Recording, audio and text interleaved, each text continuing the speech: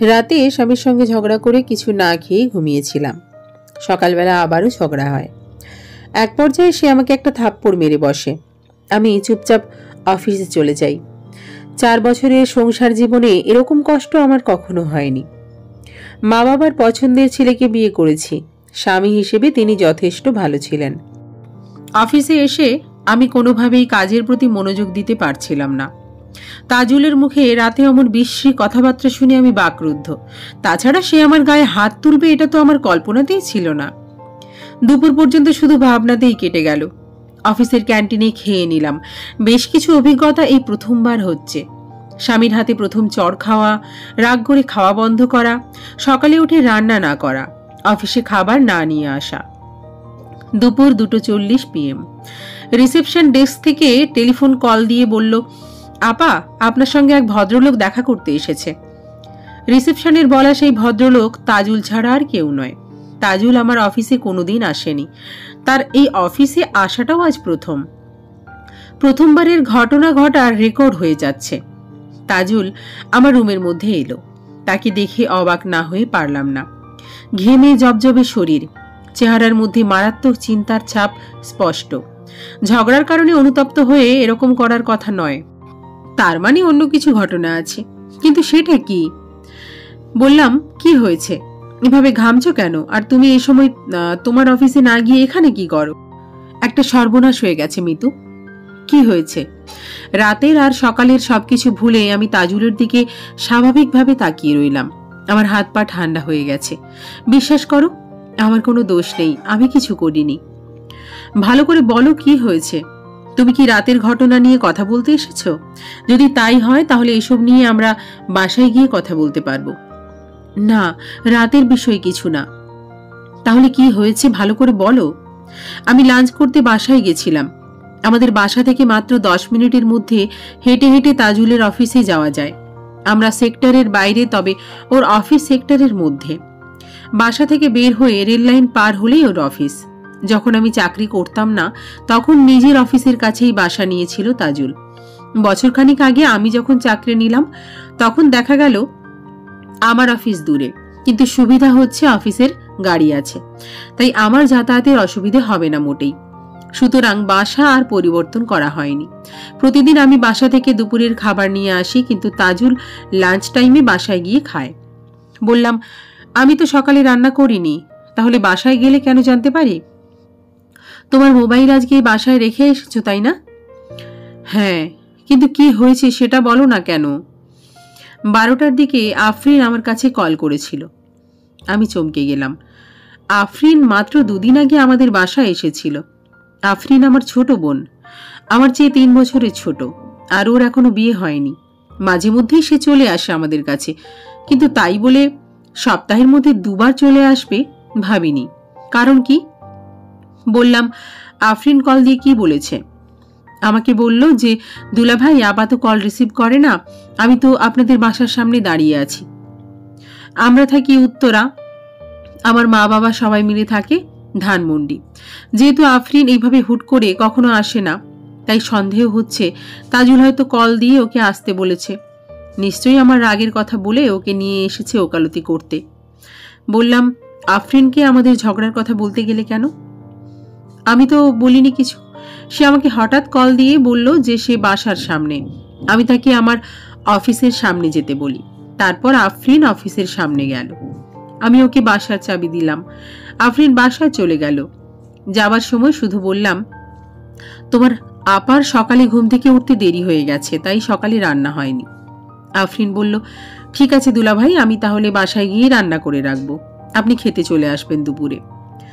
তখন আমি বললাম, সমস্যা নেই, তুমি রান্না করে খেয়ে নিও, আমি বরং আজ হোটেলে খাবো। ও বলল, তা কি করে হয় দুলাভাই, আপনার অফিস থেকে তো কাছেই, আপনি বাসায় চলে যাবেন। একটু থেমে তাজুল আবার বলল, 1:30টার দিকে আমি অফিস থেকে বের হলাম, কারণ এর আগে 3 বার কল করেছে। রেল লাইন পার হয়ে আমি আফরিনের নাম্বারে কল দিলাম। আফরিন কল রিসিভ করলো না। রেল লাইনের পাশের বাজার থেকে 2 কেজি দই কিনে বাসায় গেলাম। তুমি পরশু বলেছিলে দই কিনতে। আফরিন তখন একটা মেসেজ দিয়ে বলল, কল দিতে হবে না, আপনি চলে আসেন। বাসায় গিয়ে দেখি ফ্ল্যাটের দরজা খোলা। আমি আস্তে আস্তে ভেতরে প্রবেশ করি। আফরিনের নাম ধরে ডাকতে থাকি, কিন্তু কোনো সাড়া শব্দ পাওয়া যায় না। দিনের মধ্যেও কেন জানি ভয় করতে লাগলো। এমন তো হবার কথা না।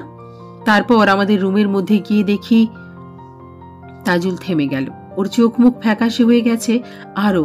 আমি ধৈর্য ধরতে না পেরে বললাম, আমাদের রুমের মধ্যে কি হয়েছে? আমি বলতে পারবো না, তুমি আমার সঙ্গে চলো, এখনই বাসায় গিয়ে দেখবে। ন্যাকামি করো না তো, বলো কি হয়েছে। আমাদের বিছানার উপর আফরিনের লাশ পড়ে আছে। ওর ওড়না দিয়েই ওকে ফাঁস দেওয়া হয়েছে, চোখগুলো এখনো খোলা। তাজুল কাঁপছে, আমার শরীরও তখন কাঁপা শুরু করেছে। আমি অস্পষ্ট গলায় বললাম, আফরিনের কি হয়েছে বললা? তাজুল আমার হাতটা টেবিলের উপরে ধরেই বলল, মিতু বিশ্বাস করো, আমি কিছুই জানি না।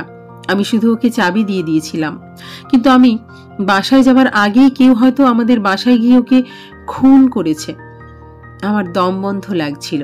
তাড়াতাড়ি চেয়ার থেকে উঠে গেলাম। কাউকে কিছু না বলে অফিস থেকে বের হলাম। তাজুল আমার পিছন পিছনে আসছে আর বলছে, আমি এখনো কাউকে কিছু বলিনি। বিশ্বাস করো, খুব ভয় লাগছে। আমি রুমের মধ্যে কিছুক্ষণ দাঁড়িয়ে থেকে তাড়াতাড়ি দরজা বন্ধ করে সরাসরি তোমার কাছে এসেছি। একটা সিএনজি নিয়ে আমরা দুজনেই একসঙ্গে বাসায় এলাম। দারোয়ান আমাকে দেখে অবাক হয়ে বলল, ভাবি, আপনাকে এমন লাগছে কেন? আর এমন সময় আপনি বাসায়? কোথাও কিছু হয়েছে নাকি? ফ্ল্যাটের মধ্যে এসে আমাদের রুমের মধ্যে দেখি সত্যি সত্যি আমার বোনটা চিরদিনের জন্য ঘুমিয়ে গেছে। না না, কেউ একজন ওকে ঘুম পাড়িয়ে দিয়েছে। তাজুল নিচ থেকে আসার সময় দারোয়ানকে বলেছিল বাড়িওয়ালাকে আমাদের বাসায় পাঠাতে। একটু পরেই সদর দরজায় বাড়িওয়ালার কণ্ঠের আওয়াজ শোনা গেল। তাজুল তাকে বেডরুমে নিয়ে এলো। আমি তখন ফ্লোরে বসে আছি।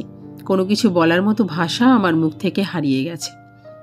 বাড়িওয়ালা তখন তাজুলের কাছে কি কি হয়েছে সব শুনতে শুনতে পুলিশের কাছে কল করে। ধানমন্ডিতে মা বাবার কাছে খবর দেওয়া হলো। আপন ছোট বোনের এমন লাশ দেখে একসময় আমি অজ্ঞান হয়ে গেলাম। যখন জ্ঞান ফেরে তখন আমার চারিদিকে অনেক মানুষ ঘিরে দাঁড়িয়ে আছে। সামনেই তাজুল দাঁড়িয়ে আছে, কিন্তু ওর হাতে হ্যান্ডক্যাপ পরানো। ওসি সাহেব আমাকে জিজ্ঞেস করলেন, আপনি কি এখন ঠিক আছেন? আমি কিছু না বলে তাকিয়ে রইলাম। ওসি সাহেব আবার বললেন, আমরা ঘটনার প্রাথমিক কিছু কথাবার্তা শুনলাম। বাসার দারোয়ানের বর্ণনা আর ফ্ল্যাটের পরিস্থিতি দেখে আপাতত আপনার স্বামীকেই আমরা সন্দেহ করছি। আপনার বোনের লাশ পোস্টমর্টম করতে পাঠানো হয়েছে। আপনার স্বামীর সঙ্গে কখন দেখা হয়েছে আর সে আপনার কাছে কি কি বলেছে সেগুলো একটু বলবেন? আর আপনার সন্দেহের তালিকায় আর কেউ আছে নাকি? থাকলে বলেন। আমি তাজুলের দিকে তাকিয়ে আছি। অসহায় দৃষ্টিতে তাজুল আমার দিকে তাকিয়ে রইল। আমি একটু একটু করে সব বললাম পুলিশের কাছে। তারপর পুলিশ তাজুলকে থানায় নিয়ে গেল। বাবা পুলিশের কাছে মামলা করে এলো। খালি কফির কাপটা হাতে নিয়ে সাজু ভাই বসে আছে। কফি খেতে খেতে মিতুর কাছ থেকে এতক্ষণ ধরে সবকিছু শুনছিলেন তিনি। গতকাল খুনের ঘটনা ঘটেছে। প্রথমে সাজু গিয়েছে থানায়, তারপর গিয়েছে তাজুলের অফিসে। সেখান থেকে মিতুর অফিসে গিয়ে তারপর এসেছে বাসায়। সাজু ভাই বললেন, সবকিছুই তো বললেন মিসেস মিতু, বাট 4 বছরের মধ্যে প্রথম ঝগড়া কেন হয়েছে সেটা বললেন না। মিতু বলল, সেরকম বড় কোনো বিষয় না। আরেকটা প্রশ্ন, আপনি বলেছেন আপনি অফিস ক্যান্টিন থেকে দুপুরে লাঞ্চ করেছেন, কিন্তু আমি খবর নিয়ে এলাম যে আপনি লাঞ্চের সময় অফিস থেকে বের হয়েছিলেন এবং প্রায় 1.5 ঘন্টা পরে অফিসে প্রবেশ করেছেন। মিতু চুপ করে রইল।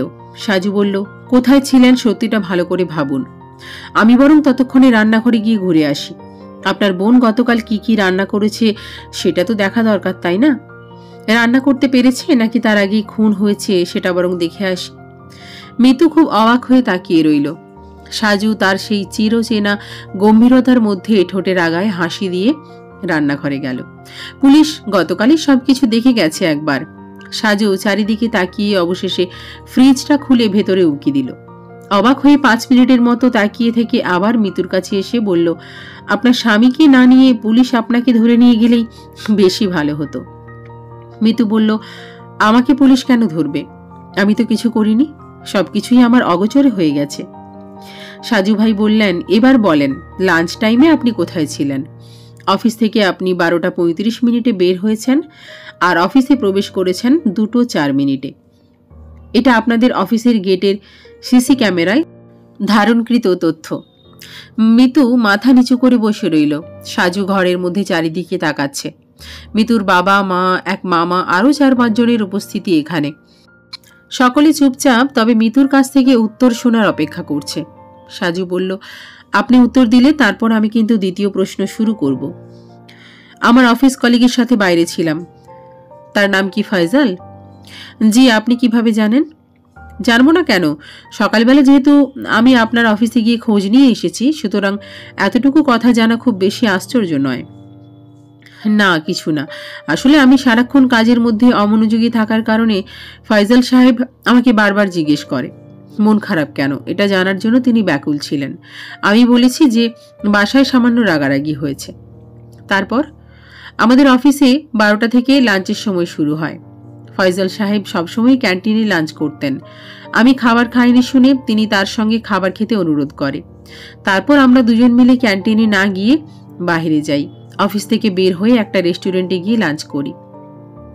সেই রেস্টুরেন্ট অফিস থেকে কত দূর, মানে আসা যাওয়া কতক্ষণ সময় লাগে? তা ধরুন 15-30 মিনিট। সবকিছু সত্যি বলেন, কারণ আমি সবকিছু কিন্তু যাচাই করব। সত্যিই বললাম। সেখানে গিয়ে দুজনে খাবার খেলাম, তারপর কফি খেলাম। এরপর কিছুক্ষণ কথাবার্তা বলে অফিসে গেলাম। আসলে আপনি ভুল বুঝবেন না, আমি সকাল থেকে মানসিক যে চিন্তার মধ্যে ছিলাম সেটা দূর করার জন্য আমি এটা করেছিলাম। আপনি বাসায় আসেননি, তাই তো? কখনোই নয়।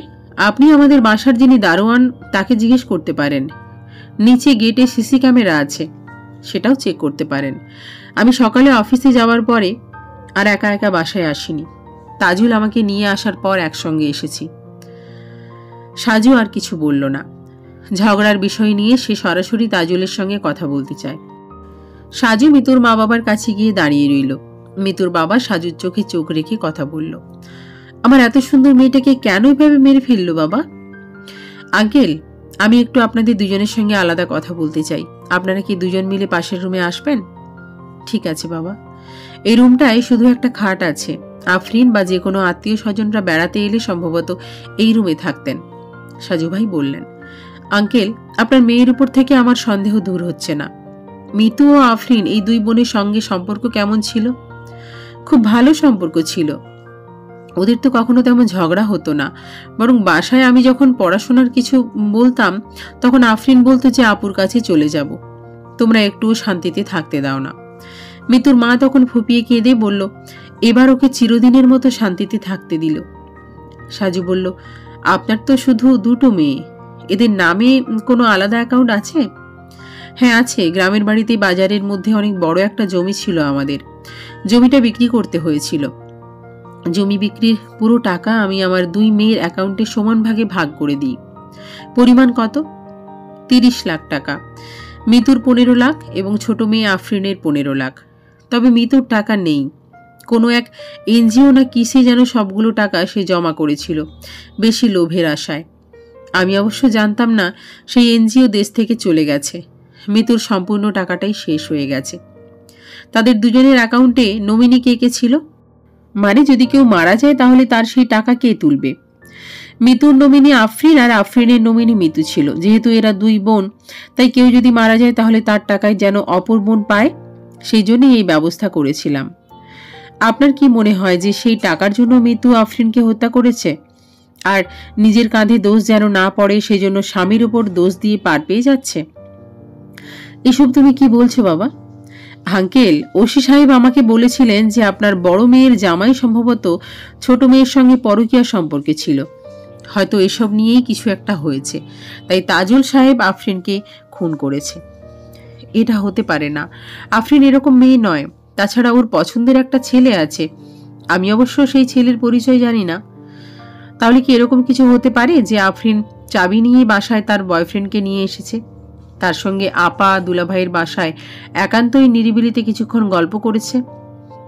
মিতুর মা বলল, আমার মেয়েটা গতকাল মারা গেল, এখনো তার দাফন হলো না, আর আপনি এসব কি বলেন? সাজু চুপ করে গেল। বলল, আমি সত্যিই দুঃখিত আন্টি। আসলে সম্ভাবনা করতে গিয়ে অনেক কিছু বলতে হয় আমাদের। 2 মিনিটের মতো কিছু একটা ভাবতে লাগলো সাজু ভাই। তারপর মিতুর মা বাবার দিকে তাকিয়ে বলল, আমি আপাতত চলে যাচ্ছি। দেখি বাসার নিচে দারোয়ানের সঙ্গে কথা বলি। তাছাড়া আরেকবার একটু থানায় যেতে হবে তাজুল সাহেবের সাথে কথা বলতে।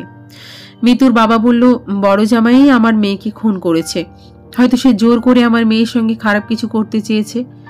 তারপর আফরিন রাজি হয়নি, বরং তাজুলকে উল্টে হুমকি দিয়ে বলেছে সে তার আপুকে সব বলে দেবে। তাই নিজের ইজ্জতের জন্য তাজুল খুন করেছে, তাই তো? জি, এটাই হবে। আপনারা ওকে রিমান্ডে নিয়ে জিজ্ঞাসাবাদ করুন, দেখবেন ও স্বীকার করবে। ঠিক আছে, দেখি পুলিশ কি করে। সাজু বের হয়ে গেল। ড্রয়িং রুমে বাড়িওয়ালা বসে আছে চুপচাপ, বেচারা পড়েছে বিপদে। এলাকায় হয়তো আফরিনের হত্যাকাণ্ডের ঘটনা প্রচার হয়েছে। সাজুকে দেখে বাড়িওয়ালা বললেন, কিছু বের করতে পারলেন বাবাজি? না আঙ্কেল, তবে আমরা চেষ্টা করছি। পুলিশ এবং আপনারা একটু তাড়াতাড়ি করেন দয়া করে। মান সম্মান যা যাবার তা তো গেছেই। এখন যত তাড়াতাড়ি আসল অপরাধী ধরা না পড়ে ততদিন আমি শান্তিতে থাকতে পারবো না। আমি একটু আপনার দারোয়ানের সঙ্গে কথা বলতে চাই। চলুন, এক্ষুনি নিয়ে যাচ্ছি। 3 তলা থেকে সিঁড়ি দিয়ে নামতে নামতে বাড়ির মালিক বলল, রাস্তার অলিতে গলিতে চায়ের দোকানে সবাই আমার নাম ধরে ধরে বলে সিদ্দিক সরকারের বাড়িতে একটা মেয়ে খুন হয়েছে। আজ সকালে এখানকার একটা পত্রিকার মধ্যে নিউজটা এসেছে দেখলাম, সেখানেও লেখা ছিল খুন হওয়া মৃত আফরিনের বোন দুলাভাই অত্র এলাকার সিদ্দিক সরকারের বাড়িতে ভাড়ায় থাকতো। এবার বলেন তো কতটা টেনশনে আছি। এই বাসা এখন মানুষ ভাড়া নিতেই ভয় পাবে, বলবে বাড়ির কোনো নিরাপত্তা ব্যবস্থা নেই। অথচ আপনি দেখেন সেক্টরের মধ্যে যেরকম সুযোগ সুবিধা সেরকম সবকিছুই আছে আমার বাড়িতে। ভদ্রলোকের কষ্ট পাওয়া স্বাভাবিক, এত কিছু যখন ঘটে গেছে তখন আর কি করার। কিন্তু তিনি চান দ্রুত এই মামলা শেষ হোক, তার বাকি যেসব ভাড়াটিয়া আছে তারা নিশ্চিত হোক। নাহলে যদি এরকম সকাল বিকেল পুলিশ আসে তাহলে তো সবাই বিভ্রান্ত হয়ে যাবে। দারোয়ানের বয়স 30-এর মধ্যেই, পরিশ্রম আর দারিদ্র জীবনে চেহারার বয়সের তুলনায় বেশি মনে হচ্ছে। সিদ্দিক সাহেব তাকে ডাক দিতেই সে দৌড়ে এলো। সরকার বলল, তিনি যা যা জিজ্ঞেস করবেন সবকিছু ঠিক ঠিক উত্তর দিবি, কোনো কিছু গোপন করার চেষ্টা করবি না। ঠিক আছে স্যার। নিচতলা পুরোটাই ফাঁকা, গাড়ি পার্কিং করার জন্য এভাবে ফাঁকা রাখা হয়েছে। সিসি ক্যামেরা সেট করা হয়েছে গেটের ভেতরে, লিফটের জন্য জায়গা রাখা আছে, হয়তো ভবিষ্যতে লিফট লাগানো হবে। সাজু বলল, আপনি একদমই বিচলিত হবেন না রফিক ভাই, আমি শুধু নর্মাল কিছু প্রশ্ন করে চলে যাব, ভয় পাবার কোনো কারণ নেই। আপনাকে দেখে ভয় লাগলো না স্যার? গতকাল পুলিশ দেখে বহুত ভয় পাইছি, তারা যখন বারবার জিজ্ঞেস করছে তখনও ভয় পেয়েছি, কিন্তু আপনি একটু আলাদা। তাজুল সাহেবের স্ত্রীর ছোট বোন গতকাল এই বাসার সামনে কখন আসেন? 12টার দিকে স্যার। প্রথমেই গেটের সামনে দাঁড়িয়ে ছিল, আমি বললাম যে ভেতরে আসেন, সে বলে তার কাছে চাবি নেই আর তার আপা কল রিসিভ করে না। তারপর এখানে দাঁড়িয়ে দাঁড়িয়ে তাজুল স্যারের কাছে কল দিল। কথা শেষ করে আমাকে বলেন আমি দুলাভাইয়ের কাছ থেকে চাবি নিয়ে আসি। আপনি তো তাকে আগে থেকে চিনতেন? হ্যাঁ চিনি তো, এই বাসার আগে অনেকবার তো এসেছিল। আহারে, আজ থেকে আর আসবে না। মানুষের জীবন কিছুই না, মরলেই শেষ। তারপর কি হলো? আধা ঘন্টা পরে চাবি নিয়ে ফিরেছে, মোবাইলে কথা বলতে বলতে উপরে চলে গেছে। কিরকম কথাবার্তা সেটা কি মনে হচ্ছে? স্যার আমার মনে নেই, তবে কিছুটা কথা হয়তো সিসি ক্যামেরায় রেকর্ড আছে। আমাদের এই ক্যামেরায় ভিডিও অডিও দুটোই রেকর্ড হয়। ঠিক আছে, সেটা চেক করব। তাজুল সাহেব অফিস থেকে কখন এসেছে? আর সে আসার আগে পর্যন্ত অপরিচিত কেউ কি এসেছে? অপরিচিত কেউ আসে নাই স্যার, যারাই এসেছে যাওয়া আসা করেছে সবাই এই বিল্ডিং এরই মানুষ। সাজু আর কিছু জিজ্ঞেস করলো না। সিদ্দিক সরকারের সঙ্গে সিসিটিভি ফুটেজ চেক করতে চলে গেলেন। সবকিছু দেখে নতুন কিছুই পাওয়া গেল না, শুধু আফরিনের কথা ছাড়া। আফরিন মোবাইলে কথা বলতে বলতে যখন ক্যামেরার কাছাকাছি অবস্থান করছিল তখন মোবাইলে কার কাছে যেন বলছিল, তুমি তো জানো আমি এক কথার মানুষ, আমি বাসা থেকে আপার বাসায় চলে এসেছি, বিকেলে তোমার সঙ্গে জসিমউদ্দিন মোড়ে বিএফসিতে দেখা হবে। এমন সময় সাজুর মোবাইলে কল আসে। কল দিয়েছে সাজুর সেই পরিচিত বড় ভাই হাসান। বলেন ভাই। সাজু, আমি তো তোমাকে কথা মতো পোস্টমর্টম করা সেই ডাক্তারের কাছে কল দিচ্ছিলাম, কিন্তু তার একটা কথা শুনে বেশ চিন্তা হচ্ছে। কি কথা? আফরিন তো অবিবাহিত ছিল তাই না? জি, তার এখনো বিয়ে হয়নি। গতকাল আফরিন মারা যাওয়ার আগে এসে সহবাস করেছে। মানে ধর্ষণ? ধর্ষণ নাকি স্বেচ্ছায় যৌন মিলন সেটা তো জানি না, তবে আমার মনে হচ্ছে আফরিনের সম্মতিতে ঘটনাটা ঘটেছে। কারণ তোমার কাছে গতকাল রাতে আফরিনের লাশের এবং রুমের যেসব ছবি দেখেছি সেগুলো দেখে কিন্তু মনে হচ্ছে না যে তাকে জোর করা হয়েছে। যদি এমন হয় যে তাকে অজ্ঞান করা হয়েছে। একটা কথা বলি ভাই সাজু, বলেন ভাই, তুমি মেয়েটার দুলাভাইকে ভালো করে জিজ্ঞেস করো, সে নিশ্চয়ই কিছু লুকাচ্ছে। এছাড়া কিন্তু আর কোনো রাস্তা পাচ্ছি না। সন্দেহের তীর সবটা ওই লোকটার উপর। তোমার মতে আফরিনের বোন মিতু অপরাধী হতে পারে, কিন্তু আমি এখানে মিতুকে সন্দেহ করার কোনো পথ খুঁজে পাচ্ছি না। ঠিক আছে ভাই, তাহলে আমি থানায় গিয়ে তাজুল সাহেবের সাথে ভালো করে কথা বলি। আচ্ছা যাও, আর কাজ শেষ করে তাড়াতাড়ি বাসায় এসো। যদি কাজ শেষ না হয় তাহলে এক ফাঁকে এসে খেয়ে যাও। তোমার ভাবি তো শুধু বারবার বকা দিচ্ছে আমাকে। ঠিক আছে ভাই, আর ওই ডাক্তারের কাছ থেকে এরকম একটা খবর বের করে দেওয়ার জন্য মেলা মেলা ধন্যবাদ আপনাকে। হাসান সাহেবের কথা বলার সময় সাজুর নাম্বারে দুবার আরেকটা নাম্বার থেকে কল এসেছে। সাজু হাসানের সঙ্গে কথা শেষ করে সেই নাম্বারে কল ব্যাক করলো। অপর প্রান্ত থেকে একটা ছেলে বলল, সাজু ভাই বলছেন? হ্যাঁ বলছি, কে আপনি? আফরিন খুনের মামলা নিয়ে এত জলঘোলা করার জন্য কেন এসেছেন? পুলিশ তার দুলাভাইকে গ্রেপ্তার করেছে। সকল তদন্ত পুলিশের উপর ছেড়ে দিন না। শুধু শুধু নিজের বিপদ জমের কাছ থেকে ডেকে আনবেন না। আপনার পরিচয়? পুলিশ যাকে ধরে নিয়ে গেছে তাকে নিয়েই তাদের খেলা খেলতে দিন। আপনাকে সামান্য সাবধান করে দিলাম। সাজু বলল, আপনার কণ্ঠটা পরিচিত মনে হচ্ছে। আচ্ছা, আপনি কি মিতুর কালিগ ফাইজাল সাহেব, যার সঙ্গে সকালবেলা মিতু অফিসে গিয়ে কথা হয়েছিল? আপনি কি মিতুর কলিগ ফাইজাল সাহেব? ফাইজালকে? আমি তো কোনো ফাইজালকে চিনি না গোয়েন্দা সাহেব, কিন্তু আপনাকে আমি খুব ভালো করে চিনি। চিনতাম না, তবে চিনে নিয়েছি, তাই ভালো করে বলছি যে পুলিশের কাজ পুলিশকে করতে দেন। আপনি উত্তরা থেকে চলে যান। গাড়ি ভাড়া কি আপনি দেবেন? কিসের গাড়ি ভাড়া? এই যে আমাকে উত্তরা থেকে চলে যাওয়ার জন্য পরামর্শ বা হুমকি দিচ্ছেন, তো উত্তরা থেকে তো হেঁটে হেঁটে যেতে পারবো না। সাজুর এমন রসিকতার কারণে অপর প্রান্তে কথা বলার কণ্ঠ পরিবর্তন হয়ে গেল। মানে মোবাইল অন্য কেউ টেনে নিয়ে বলছে, ওই গোয়েন্দার বাচ্চা, তোর অনুসন্ধান আমি তোর মুখ দিয়ে পেছন থেকে বের করে দেব। বেশি পাকনামি না করে যা বলছি তাই কর। ঠিক আছে ভাই, চলে যাব। এই তো বুদ্ধিমানের কথা। আমি চলে যাব ঠিকই, কিন্তু সেটা আপনার সঙ্গে সামনাসামনি কথা বলার পরে। মানে? মানে আমি আফরিনকে যারা হত্যা করেছে তাদের যেভাবেই হোক খুঁজে বের করব। আর আমার বিশ্বাস সেই দলের মধ্যে আপনিও খুব ভালোভাবে জড়িত আছেন। চুপ কর গোয়েন্দা, আমি আফরিনের খুনের ব্যাপারে কিছু জানি না। তাহলে আপনার মাথা ব্যথার কারণটা জানতে পারি মাস্টার মশাই? এখানে অনেক কাহিনী জড়িয়ে আছে, আমি চাই না সেগুলো বেরিয়ে আসুক।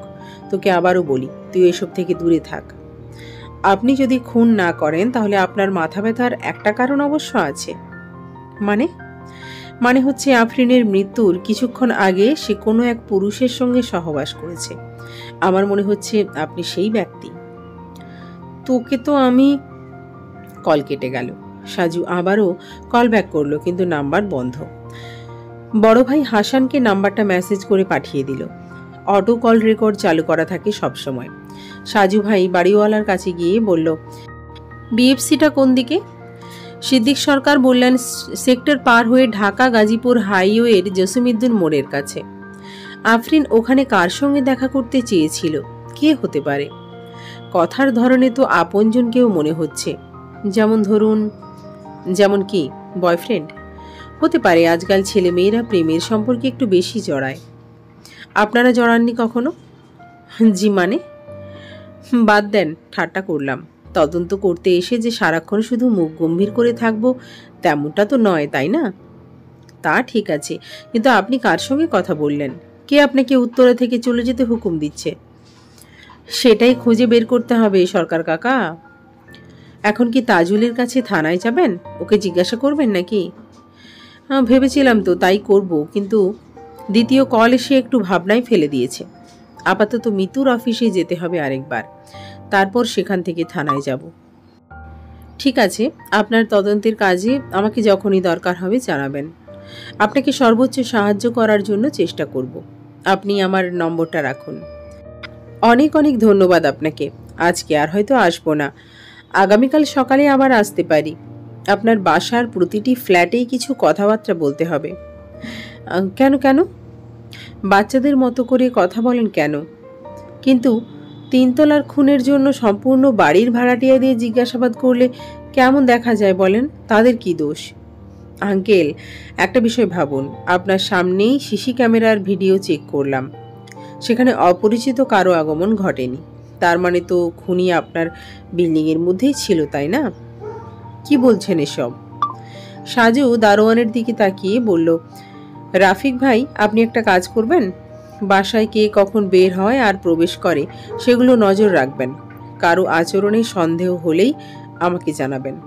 কেউ যদি বাসা থেকে গ্রামের বাড়িতে বা ঢাকা ছেড়ে কোথাও যায় সেটাও কিন্তু জানাবেন। সাজু স্যার, গতকাল রাতে তো একজন গ্রামের বাড়িতে যাবে বলে চলে গেছেন। কে সে? তামান্না ম্যাডাম। সে কোথায় থাকতো? 3 তলায় তাজুল স্যারের পাশের ফ্ল্যাটে থাকতো, 3A। সেখানে কে কে থাকতো? ওনারা 2 বান্ধবী। কতদিন ধরে ভাড়া আছে তারা? 3 মাসের মতো হবে। তারা কি পড়াশুনো করে নাকি কোথাও চাকরি করত? সিদ্দিক সরকার বলল, 2 জনেই চাকরি করত বনানীতে।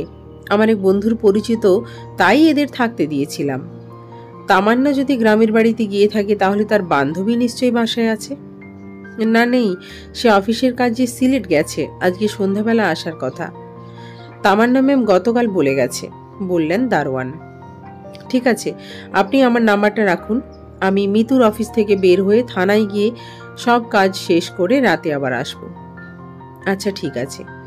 যেহেতু তামান্নার বান্ধবী বাসায় ছিল না, গতকাল দুপুরে ঘটনার সময় কি তামান্না বাসায় ছিল? হ্যাঁ, বাসায় ছিল। বাড়ির মালিক সিদ্দিক সরকারের দিকে তাকিয়ে সাজু বলল, আপনার কাছে নিশ্চয়ই তামান্না মেয়েটার নাম্বার আছে? তা তো আছেই, বললেন সিদ্দিক সরকার। নাম্বারটা আমাকে দিন। নিতান্ত অনিচ্ছায় নাম্বারটা দিলেন তিনি। সাজু সেই নাম্বারে কল দিল পরপর 2 বার, কিন্তু কেউ রিসিভ করল না। সাজু আর কিছু বলল না, আদনানকে সঙ্গে করে নিয়ে বের হয়ে গেল। আদনান বাইক চালাচ্ছে, সাজু বিড়বিড় করে মুখ নাড়ছে।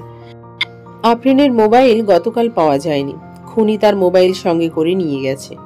কথা হচ্ছে, তাজুলকে যদি কল রিসিভ না করে মেসেজ করা হয় তাহলে সেটা কে করেছে আর কখন করেছে সেটাও দেখা দরকার। তাজুলের মোবাইল থানায় পুলিশের কাছে জমা আছে, সেখানে মেসেজ টাইম চেক করলেই হয়তো জানা যাবে। কিন্তু কে এই তামান্না? মিতুর অফিস উত্তরায় 13 নম্বর সেক্টরে। অফিসে গিয়ে সাজু সরাসরি ফয়সাল সাহেবের সাথে কথা বলতে গেলেন। ফয়সাল সাহেব সাজুকে দেখে একটুও খুশি হননি, সেটা তার চেহারার দিকে তাকিয়ে স্পষ্টই বোঝা যাচ্ছে। সাজু বলল, কাজের কি খুব চাপ নাকি? ফয়সাল সাহেব মুখের অন্ধকার বজায় রেখে বললেন, কোম্পানির চাকরিতে সারা জীবনই চাপ বেশি থাকে, এটা নতুন কিছু নয়। তবুও আজ একটু বেশি হওয়ার কথা। যেহেতু মিতু ম্যাডাম নেই, তাই দুজনের কাজ একার পক্ষে শেষ করতে হচ্ছে। তা ঠিক বলেছেন। যাই হোক, আপনি আমার কাছে কেন এসেছেন? মিতুর ছোট বোন হত্যার বিষয়ে কিছু জিজ্ঞেস করতে এসেছি। সকালবেলা তো এক গাদা প্রশ্ন করে গেলেন। খুন হয়েছে বাসায়, সেখানে তদন্ত করেন। অফিসে তো খুন হয়নি যে বারবার অফিসে আসবেন। দিনের মধ্যে 14 বার অফিসে এলে কেমন দেখায় বলেন তো? আপনি কি বিরক্ত হচ্ছেন নাকি কোনো কিছু গোপন করার জন্য আমাকে এড়িয়ে যেতে চাইছেন?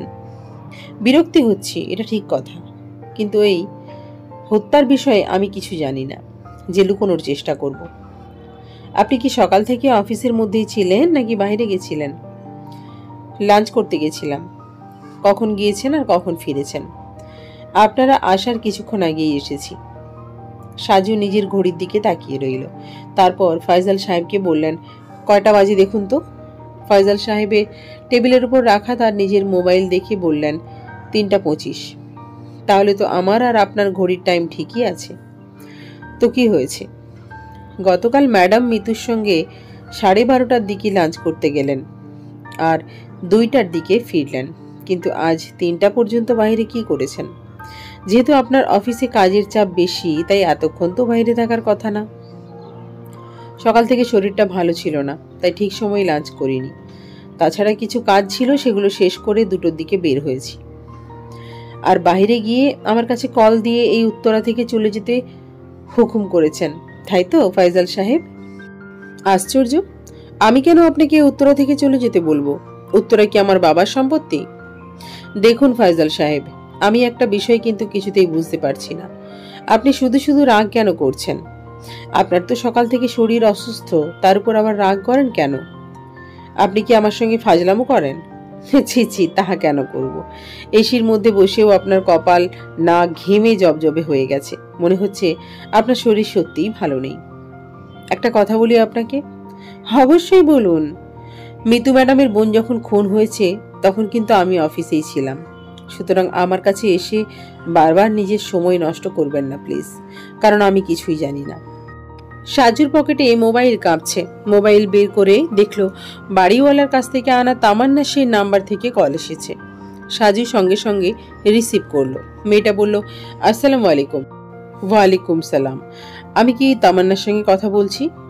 হ্যাঁ, আমি তামান্না বলছি, কিন্তু আমাকে আপনি চিনবেন না। ঢাকায় আপনি যে বাসায় থাকেন সেই বাসার আপনার পাশের ফ্ল্যাটে গতকাল একটা মেয়ে খুন হয়েছে। আশা করি এই ঘটনা আপনার অজানা নয়। হ্যাঁ, আমি জানি। আফরিন ও মিতু আপুর সঙ্গে আমার পরিচয় ছিল। আমি প্রায়ই তাদের বাসায় যাওয়া আসা করতাম। গতকাল আফরিন খুন হয়েছে 12:30 থেকে 2টার মধ্যে। আর দারোয়ান রফিকের কাছে শুনলাম আপনি তখন বাসায় ছিলেন। হ্যাঁ, বাসায় ছিলাম, কারণ রাতে আমার গ্রামের বাড়িতে রওনা দেবার কথা ছিল। তাছাড়া আমি ছুটি নিয়েছিলাম আগের দিনই। তাহলে গতকাল আফরিন বাসায় গিয়ে আপনার সঙ্গে কি দেখা হয়েছে তার? না, হয়নি। আমি জানতাম না আফরিন বাসায় এসেছে। তাছাড়া মাত্র 2 দিন আগেই সে এসেছিল। গতকাল কখন এসেছে আমি জানি না। বিকেলে 3:30টার দিকে পুলিশ বাসায় আসে। আফরিনের পার্সোনাল কোনো বিষয় আপনার জানা আছে কি? আফরিন আমাদের বাড়িওয়ালার ছেলের সঙ্গে রিলেশনে ছিল। সম্ভবত ওর বোন মিতু আপু সেটা জানতেন। কি বললেন? জি, ঠিকই বলছি। মিতু আপু যে অফিসে চাকরি করে সেই অফিসের ফাইজাল সাহেব আমাদের বাড়িওয়ালার ছেলের বন্ধু। বাড়িওয়ালার ছেলের রেফারেন্সে মিতু আপুর চাকরি হয়েছে। ওনার নাম সজল সরকার। তিনি তার বন্ধুকে বলেই মিতু আপুর জন্য একটা চাকরি জোগাড় করে দিয়েছেন। আপনি যা যা বলছেন সবকিছু কি তাদের কাছ থেকে জেনে বলছেন? তাছাড়া আর কিভাবে জানবো আমি, বলেন? আপনি শুরুতেই জিজ্ঞাসা করেছেন আমি কে। আমি কিন্তু আমার পরিচয় দেইনি, তবুও কেন সবকিছু বলে দিলেন? আপনি সাজু ভাই, তাই না? হ্যাঁ। তার মানে আপনি জানতেন? জি, আপনি যখন কল করেছেন তখন আমি মোবাইলের কাছে ছিলাম না। আপনি কল করার 5 মিনিট পরে বাড়িওয়ালা আঙ্কেল কল করেছিল। কি বললেন তিনি? তার কলও রিসিভ করতে পারিনি। আপনাকে কল করার আগে মাকে কল দিলাম। তিনি আমার কাছে বললেন যে আফরিন হত্যার ঘটনায় কেউ একজন আমার নাম্বার নিয়েছে। আপনি ঢাকায় কবে আসবেন? 3 দিনের ছুটি ছিল, আজকে 2য় দিন চলছে। আগামীকাল রাতের ট্রেনে ঢাকায় রওনা দেব। আসলে আমার বাবা খুব অসুস্থ, তাই বাড়ি আসা জরুরি ছিল। সজল সাহেবের সঙ্গে আফরিনের সম্পর্কটা কতটা মজবুত ছিল? যেহেতু 2 দিন আগে আফরিন এখানে এসেছিল, তখন সে সজলের বিষয়ে কিছু বলেছে? একটু সমস্যা ছিল। আঙ্কেলের কাছে সজল ভাই সব বলেছিল। আঙ্কেল মানতে রাজি হচ্ছিল না। আপনার সঙ্গে আমার সামনাসামনি দেখা করে কথা বলা খুব জরুরি। তাহলে পরশু কথা হবে, যদি বেঁচে থাকি। এর আগে যদি প্রয়োজন পড়ে তাহলে আমি আপনাকে কল করব। আশা করি বিরক্ত হবেন না। না না, সমস্যা নেই, যে কোনো সময়ই কল দিবেন। আপনার বান্ধবীর নাম কি, যিনি আপনার সঙ্গে থাকতেন? সম্ভবত তিনি সিলেটে অফিসিয়াল কাজে গেছে। ও, ওর নাম শাহানা। ও অলরেডি রওনা দিয়েছে। আমার সঙ্গে কথা হয়েছে। আপনি ওর সঙ্গে কথা বলতে চাইলে সন্ধ্যাবেলা গেলে পাবেন। অসংখ্য ধন্যবাদ আপনাকে। ধন্যবাদ আপনাকে দেওয়া উচিত। এরকম ফুলের মতো একটা মেয়েকে যারা হত্যা করেছে তাদের খুঁজে বের করার দায়িত্ব নিয়েছেন, তাই আপনার প্রতি বিনম্র শ্রদ্ধা রইল সাজু ভাই। রাখি তাহলে। আসসালামু আলাইকুম। কল কেটে দিয়ে সাজু স্থির দৃষ্টিতে ফয়জালের দিকে তাকিয়ে রইল। ফয়জাল এতক্ষণ সাজু ও তামান্নার কথোপকথন শুনে স্তব্ধ হয়ে গেছে। আগের সেই বিরক্তিকর চিহ্ন তার মুখের মধ্যে নেই, বরং সেখানে ঠাঁই মিলেছে হতাশা আর অসহায়। সাজু বলল, সবই তো শুনলেন, তাই না? জি। তাহলে যতটুকু জানেন সবকিছু বলেন, না হলে শুধু শুধু নিজেই বিপদে পড়বেন। আমি কিছু করিনি। আমিও জানি যে আপনি সরাসরি কিছু করেননি। যেহেতু সেই মুহূর্তে আপনি মিতুর সঙ্গে ছিলেন, তাই আপনার জড়িত থাকা অযৌক্তিক। আমি জানতে চাই সজল সরকার ও আপনার বিষয়, সজল সরকারের সঙ্গে আফরিনের ও তার বোনের পরিচয় সম্পর্কে। তেমন কিছু জানি না।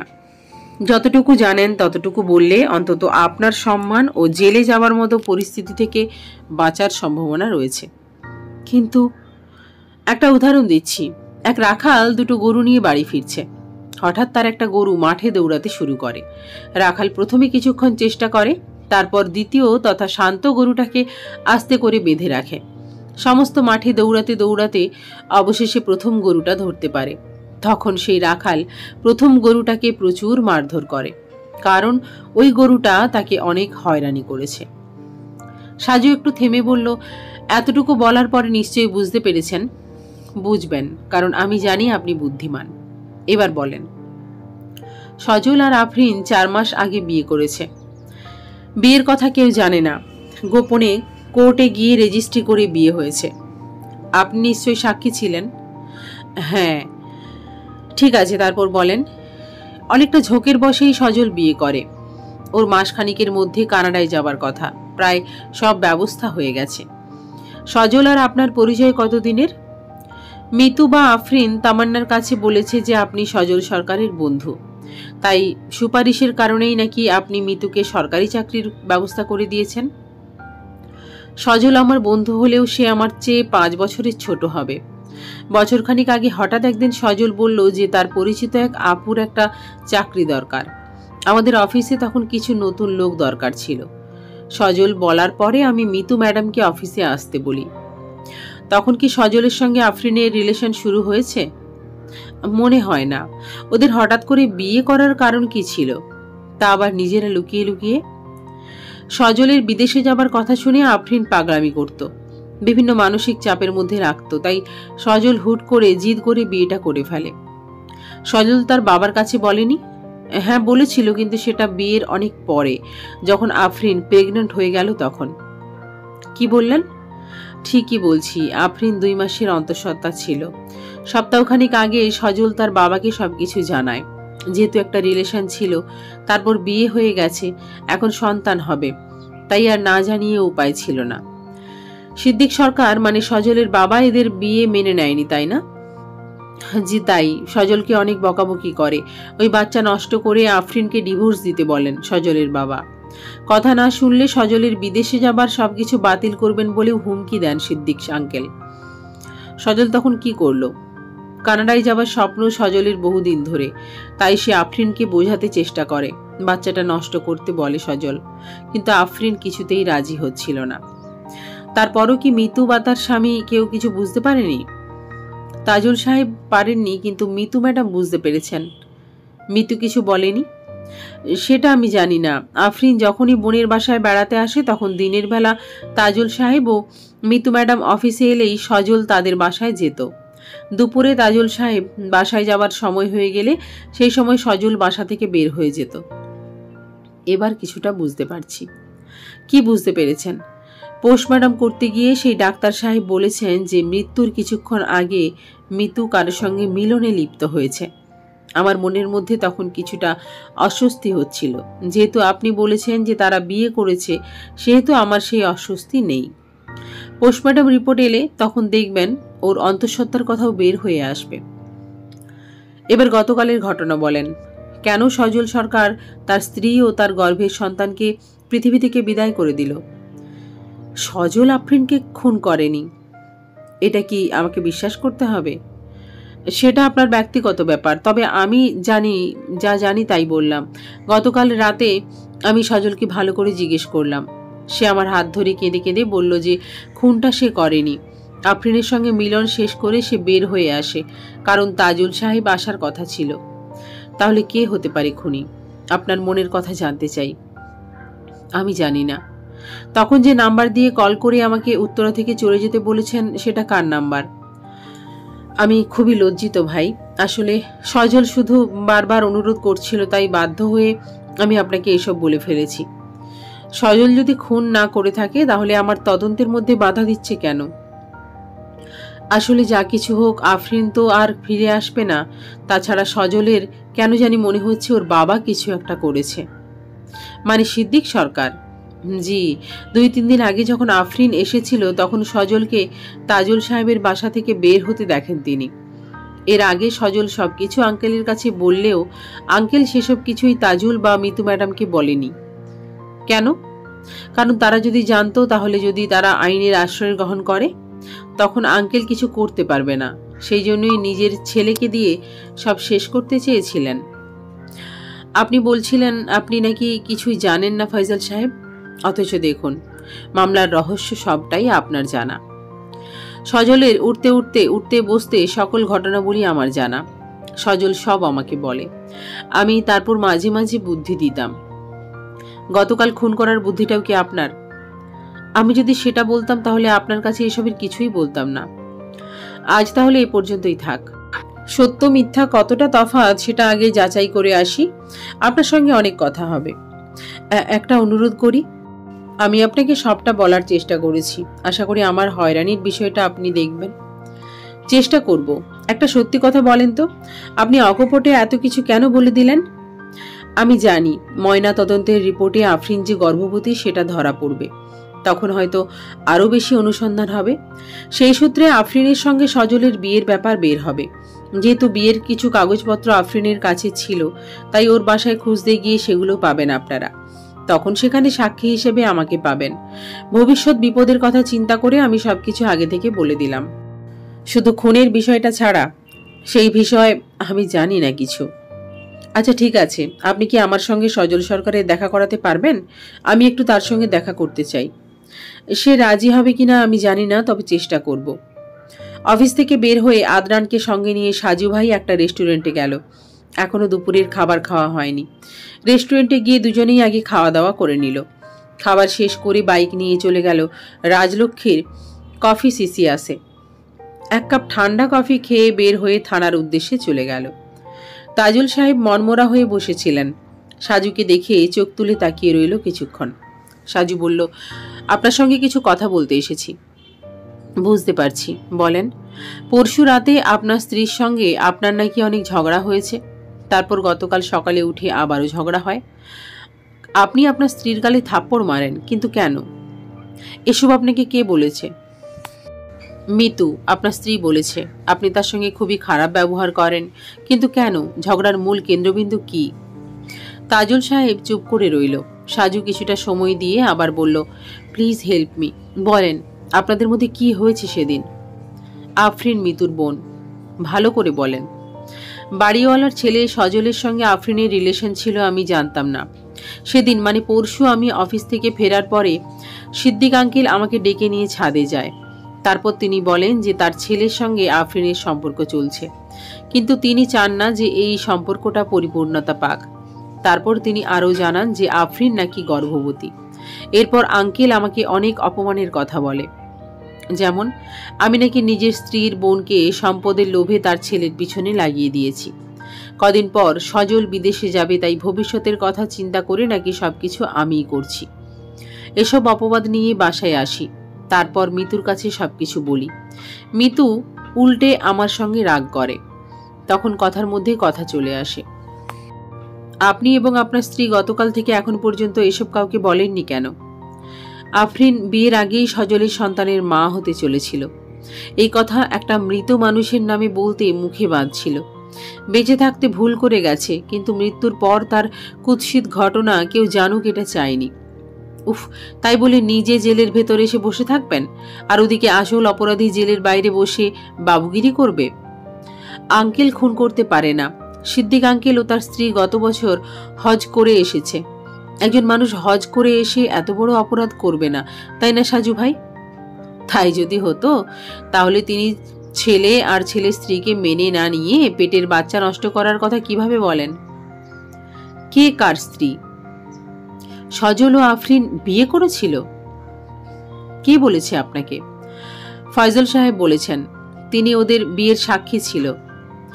তাজুল সাহেব কিছু একটা বলতে গেল, তার আগেই সাজুর মোবাইলে কল এলো। হ্যালো সাজু স্যার, আমি রফিক, সরকার বাড়ির দারোয়ান রফিক আমি।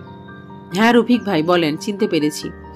স্যার, দুপুরে তো আপনাকে একটা কথা বলতে পারি নাই, আসলে সাহেবের জন্য সাহস করে উঠতে পারিনি। কি কথা? গতকাল তাজুল স্যার বাসায় আসার কিছুক্ষণ আগে আমি ছাদে গেছিলাম। আমাদের সিদ্দিক স্যার দুটো ফুলের টব এনেছিল, সেগুলো ছাদে রেখে এসেছিলাম। আচ্ছা, তারপর? ফুলের টব রেখে নিচে নামার সময় আমি যখন চতুর্থ তলা থেকে তৃতীয় তলায় নামছি, তখন দেখি সিদ্দিক স্যার তাজুল স্যারের ফ্ল্যাটের দরজার সামনে দাঁড়িয়ে আছে। আচ্ছা আচ্ছা, তারপর? স্যার খুব টেনশনে ছিল, চোখে মুখে ভয়ের একটা ছাপ স্পষ্ট ছিল। আমাকে দেখেই আমতা আমতা করে নিচে নেমে গেল। তখন দরজা খোলা ছিল নাকি বন্ধ? তা তো জানি না স্যার। ঠিক আছে, এটুকু বলার জন্য ধন্যবাদ। স্যার, আরেকটা কথা। হ্যাঁ বলেন। আপনারা চলে যাওয়ার পরে, মানে এই 15-20 মিনিট আগে স্যার আমাকে ডাক দিয়ে ছাদে নিয়ে গেল। তারপর আমাকে বলে আমি যে তাকে ফ্ল্যাটের দরজার সামনে দেখেছি সেটা যেন আপনার কাছে বা পুলিশের কাছে না বলি, আর সেজন্য তিনি বেশ কিছু টাকা দেবেন বলেছেন।